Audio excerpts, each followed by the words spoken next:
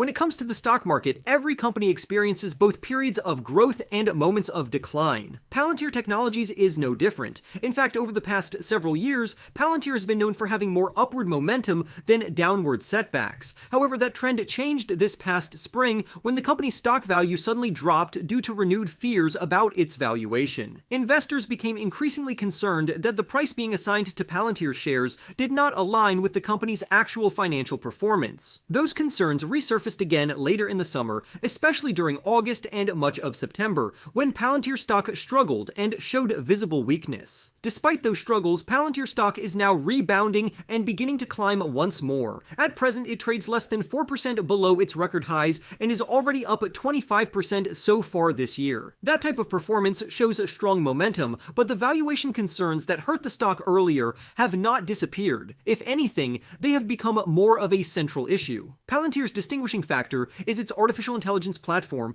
often referred to as AIP. This software is an extremely advanced tool designed to give government agencies and private businesses the ability to manage tasks, optimize workflows, and analyze real-time information in ways that competing technologies cannot match. The growth of the company has been remarkable. To illustrate the pace, only 1 year ago, Palantir's market capitalization stood at roughly $100 billion.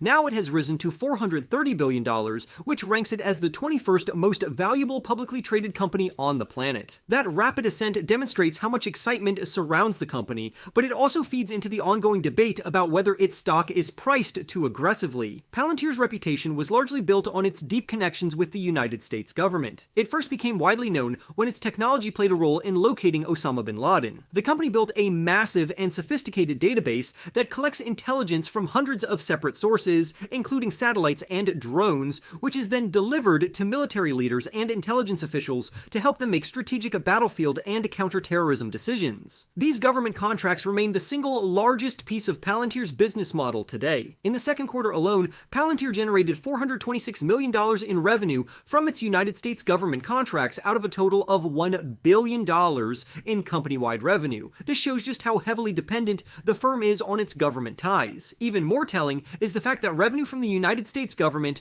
rose 53% compared to the same quarter last year, proving that these government agencies are increasing their reliance on Palantir's platform. At the same time, Palantir is making significant progress outside of the government sector. Its expansion into the commercial marketplace has become equally compelling. The company has been organizing training sessions known as boot camps to demonstrate to potential customers how its artificial intelligence platform could help their businesses directly. These sessions have proven to be an effective marketing tool because they allow potential clients to see firsthand how easily the system can be integrated into their operations. Once they experience the efficiency of AIP, many decide to adopt it. As a result of these efforts, United States commercial revenue skyrocketed 93% in the second quarter alone, reaching $306 million.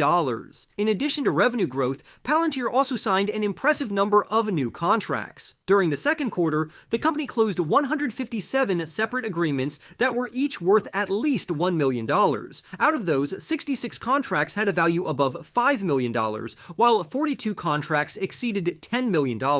This shows not only the breadth of Palantir's customer base, but also the depth of financial commitment that many businesses are willing to make when they decide to use the artificial intelligence platform. These results prove that Palantir is not only scaling rapidly, but also securing long-term, high-value clients.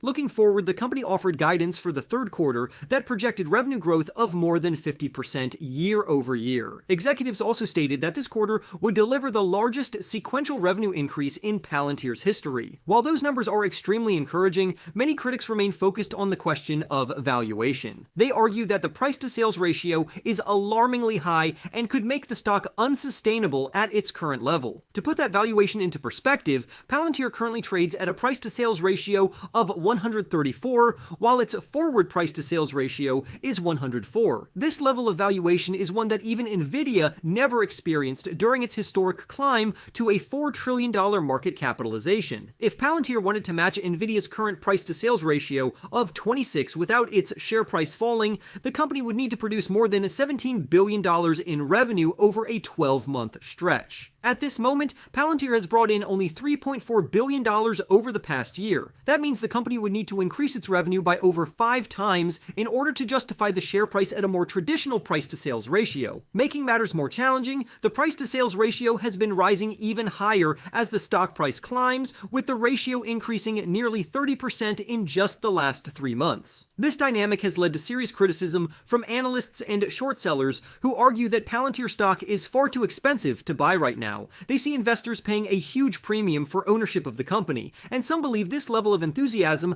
cannot be maintained. Citron Research even released a strongly worded report earlier in the summer claiming that Palantir's valuation was detached from reality and fundamentals. That report caused the company's stock price to drop by 18% in a short period of time, showing how sensitive the shares are to valuation-based criticism. So the ultimate question is whether Palantir is a good stock to purchase at today's price. The answer depends largely on what type of investor you are. If you focus heavily on valuation and financial ratios, you will likely find the stock uncomfortably expensive. However, if you place greater emphasis on potential, growth, and innovation, then Palantir could be appealing. My personal stance is that Palantir remains attractive even at these levels. I believe it is a revolutionary business that will fundamentally change how governments and companies operate. In my view, the stock market has not yet fully recognized the true potential of Palantir, just as it initially underestimated companies like Amazon during their early years. For these reasons, I still consider Palantir to be a buy at this time. Although there will continue to be debates about valuation and whether the stock price is justified, the company's long-term growth opportunities in both government and commercial sectors are too significant to ignore. Palantir is building a foundation that could reshape entire industries, and I believe that patient investors will be rewarded over time. Essentially, Palantir Technologies has seen both highs and lows this year, with recent drops tied to concerns over its steep valuation, yet the stock still sits less than 4% below record highs and is up 25% on the year. The company continues to shine through its artificial intelligence platform, which supports both government and commercial clients by streamlining workflows and providing real-time insights. Government contracts remain a major revenue driver, bringing in $426 million in the second quarter, while commercial growth has been just as impressive, with a 93% jump to $306 million. Palantir also closed 157 large contracts in the same quarter and expects over 50% year-over-year revenue growth in the third quarter. However, the stock's valuation remains a sticking point, with a price-to-sales ratio of 134 that critics argue is unsustainable, even as supporters believe Palantir's long-term potential makes it a buy similar to early Amazon. For more stock news updates, remember to press the like button and subscribe. With that being said, I will see you in the next video.